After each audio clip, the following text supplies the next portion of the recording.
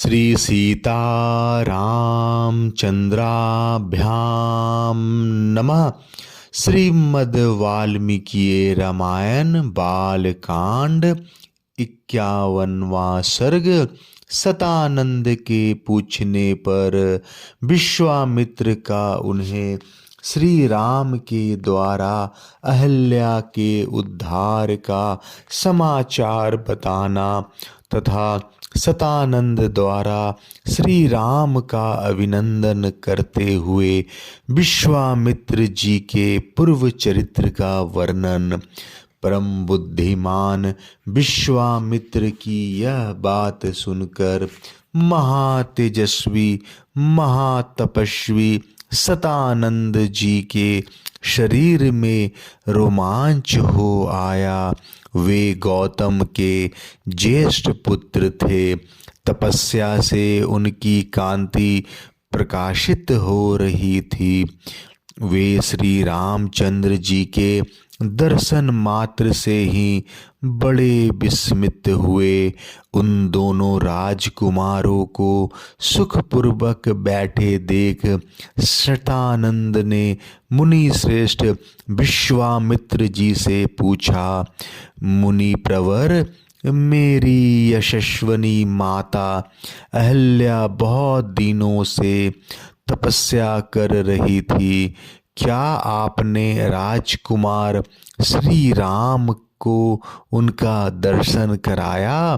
क्या मेरी महातेजस्वनी एवं यशस्वनी माता अहल्या ने वन में होने वाले फल फूल आदि से समस्त देहधारियों के लिए पूजनीय श्री रामचंद्र जी का पूजन आदर सत्कार किया था? महातेजस्वी मुने, क्या आपने श्री राम से वह प्राचीन वृतांत कहा था जो मेरी माता के प्रति देवराज इंद्र द्वारा किए गए छल कपट एवं दुराचार द्वारा घटित हुआ था? मुनि श्रेष्ठ कौशिक, आपका कल्याण हो। क्या श्री रामचंद्र जी के दर्शन आदि के प्रभाव से मेरी माता शाप मुक्त हो पिताजी से जा मिली? कुशिक नंदन, क्या मेरे पिता ने श्री राम का पूजन किया था? क्या उन महात्मा की पूजा ग्रहण करके ये महातेजस्वी श्री राम यहाँ पधारे हैं? विश्वामित्र जी, क्या यहाँ आकर मेरे माता पिता द्वारा सम्मानित हुए श्री राम ने मेरे पूज्य पिता का शांत चित्त से अभिवादन किया था? शतानंद का यह प्रश्न सुनकर बोलने की कला जानने वाले महामुनि विश्वामित्र जी ने बातचीत करने में कुशल शतानंद को इस प्रकार उत्तर दिया, मुनि श्रेष्ठ, मैंने कुछ उठा नहीं रखा है। मेरा जो कर्तव्य था उसे मैंने पूरा किया। महर्षि गौतम से उनकी पत्नी अहिल्या उसी प्रकार जा मिली है जैसे भृगुवंशी जमदग्नि से रेणुका मिली है। बुद्धिमान विश्वामित्र की यह बात सुनकर महातेजस्वी शतानंद ने श्री राम जी से यह बात कही, नरश्रेष्ठ, आपका स्वागत है। रघुनंदन, मेरा अहो भाग्य जो आपने किसी से पराजित न होने वाले महर्षि विश्वामित्र को आगे करके यहाँ तक पधारने का कष्ट उठाया। महर्षि विश्वामित्र के कर्म अचिंत्य है। ये तपस्या से ब्रह्मर्षि पद को प्राप्त हुए हैं। इनकी कांति असीम है और ये महातेजस्वी हैं। मैं इनको जानता हूँ, ये जगत के परम आश्रय हितैषी हैं। श्री राम, इस पृथ्वी पर आपसे बढ़कर धन्याति धन्य पुरुष दूसरा कोई नहीं है, क्योंकि कुशिक नंदन विश्वामित्र आपके रक्षक हैं, जिन्होंने बड़ी भारी तपस्या की है। मैं महात्मा कौशिक के बल और स्वरूप का यथार्थ वर्णन करता हूँ। आप ध्यान देकर मुझसे यह सब सुनिए। ये विश्वामित्र पहले एक धर्मात्मा राजा थे। इन्होंने शत्रुओं के दमन पूर्वक दीर्घ काल तक राज्य किया था।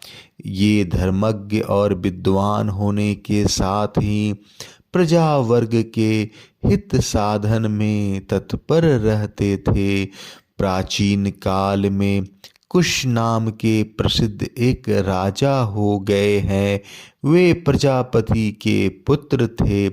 कुश के बलवान पुत्र का नाम कुशनाभ हुआ। वह बड़ा ही धर्मात्मा था। कुशनाभ के पुत्र गाधी नाम से विख्यात थे। उन्हीं गाधी के महातेजस्वी पुत्र ये महामुनि विश्वामित्र हैं।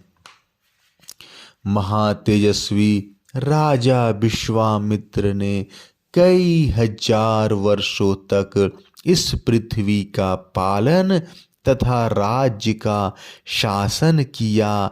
एक समय की बात है, महातेजस्वी राजा विश्वामित्र सेना एकत्र करके एक अक्षौहिणी सेना के साथ पृथ्वी पर विचरने लगे।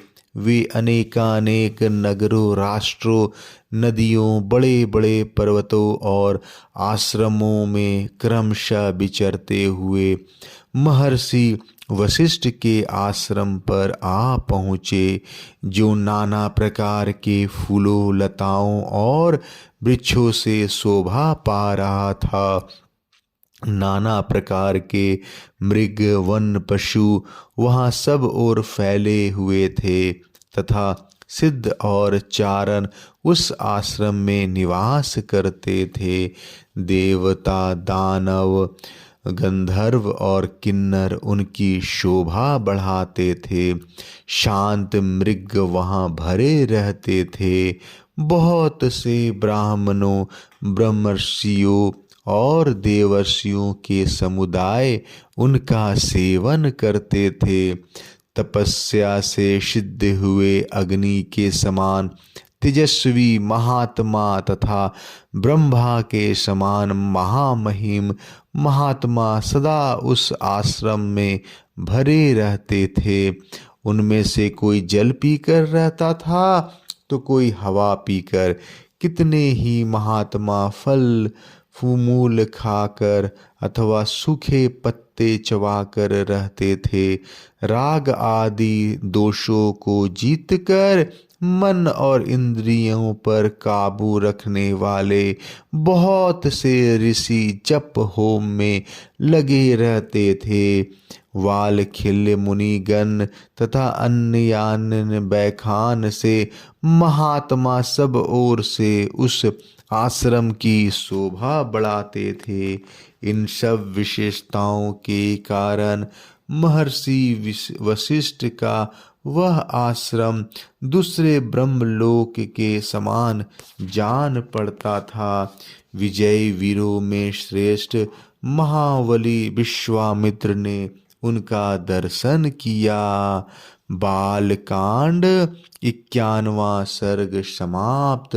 जय श्री राम।